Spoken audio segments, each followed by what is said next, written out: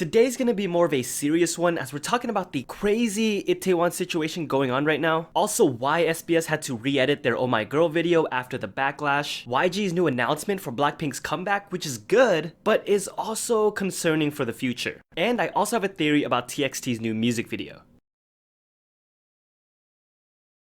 Let's discuss the 97 line controversy that blew up yesterday, the facts, the false, everything. This all started when Dispatch reported that BTS's Jungkook, SEVENTEEN's Mingyu, NCT's Jaehyun, and Astro Cha Eun Woo were the rumored idols who went to 2 different clubs on the 25th. After Dispatch reported this, the respective companies each put out a statement basically saying, we're checking to see how valid this is. Now, the context behind why this is such a big deal is that after the lockdown lifted and places were starting to open, not only did they start seeing an uptick in cases again, but there was an infamous confirmed case from an Itaewon club. Because of that, anyone who was around that area within those days were told to stay home and self-isolate for 2 weeks. In the Dispatch report, they did say that all 4 guys got tested and came out negative. But the thing is, within the 2 weeks that they were supposed to be isolated, Cha Eun Woo was still seen attending Astro promotions and appearances. Jaehyun was still hosting Inkigayo. Another thing that didn't look good in their favor was that Cha Eun Woo just posted a photo thanking medical workers, which you've probably seen the challenge and hashtag that celebrities have been doing lately. Expectedly, the companies one by one started putting out their statements. Big Hit said that Jungkook did go to Itaewon, but it was a week before the confirmed case.